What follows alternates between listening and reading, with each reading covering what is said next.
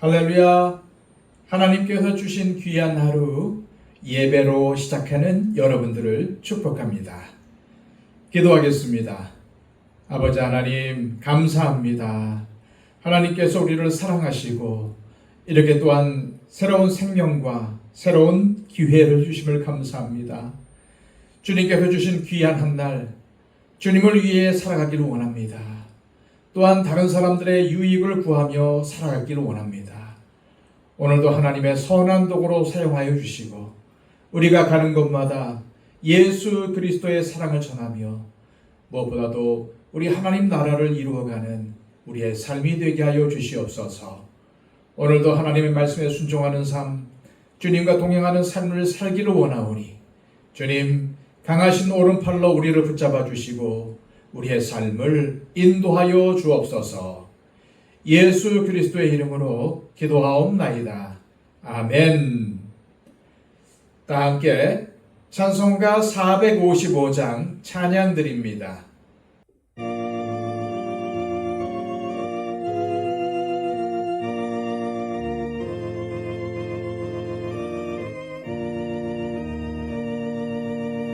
주님의 마음을 본받는 자, 그 맘에 평강이 찾아오는 험악한 세상을 이길 힘이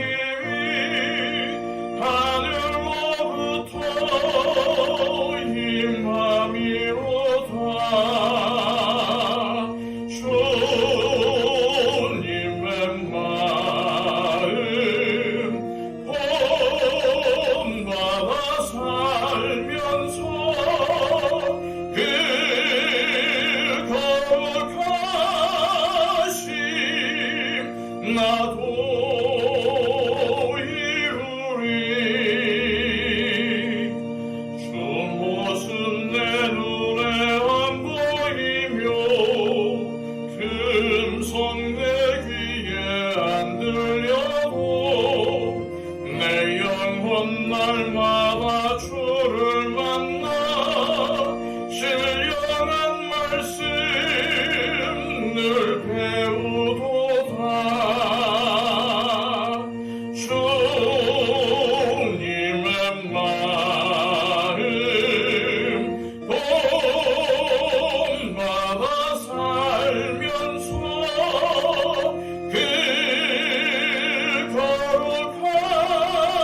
거룩하심 나도 이루리. 가는 길 거칠고 험하여도 내 맘에 불평이 없어지면 십자가 고난을 이겨내신 주님의 마음 본받음이라. 주님의 마음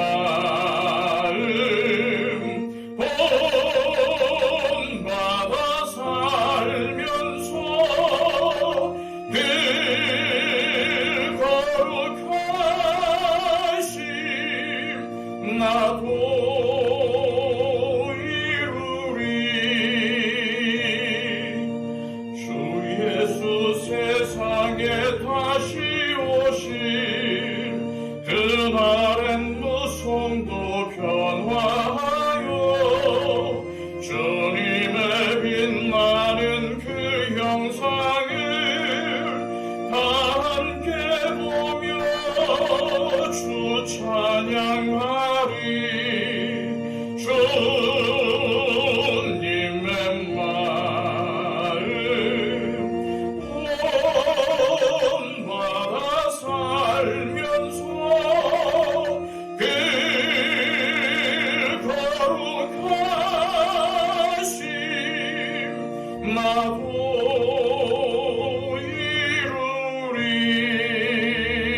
이루리.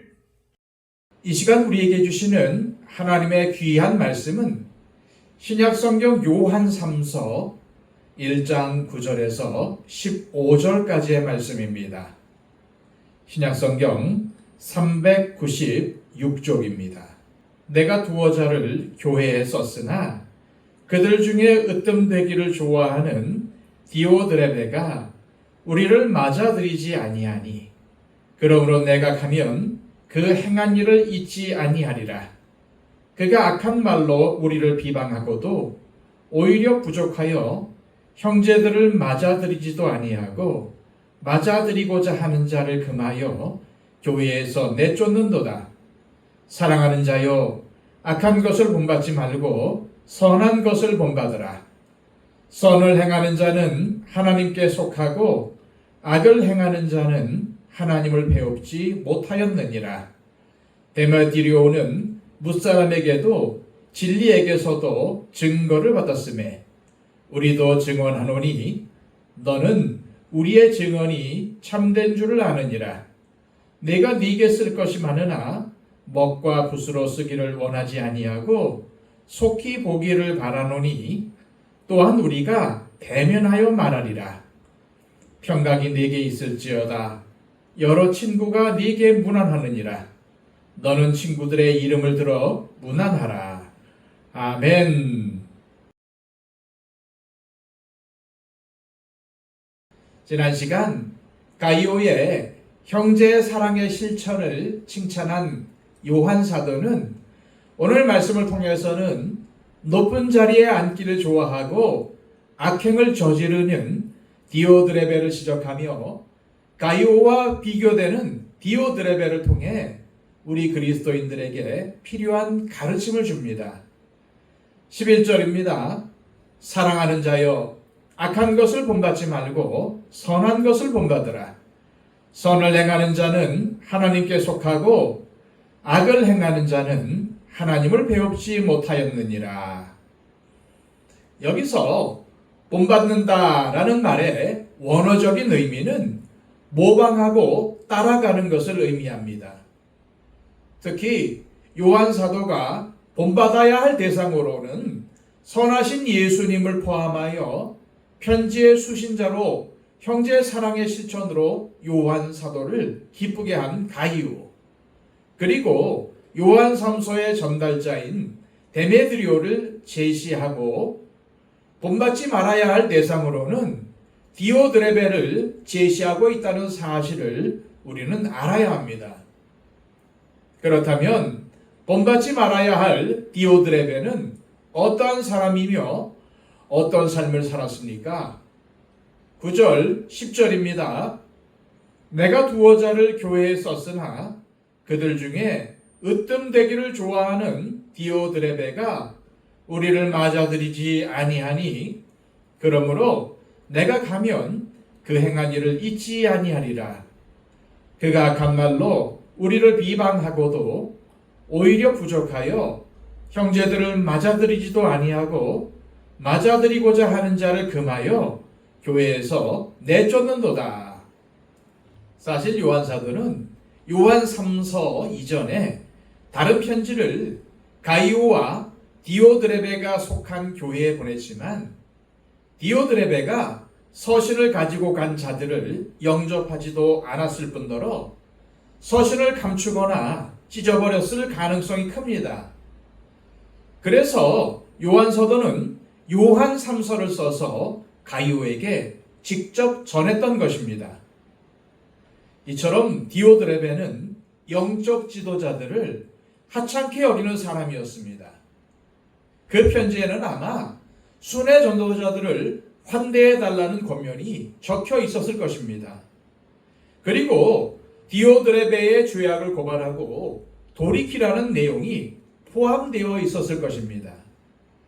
하지만 디오드레베는 그런 편지를 받고 회개하기는커녕 편지를 보낸 요한 사도를 무시하고 그 편지를 없애버리는 폐악을 저지른 것입니다. 그렇다면 디오드레베는 왜 이러한 행동을 한 것일까요?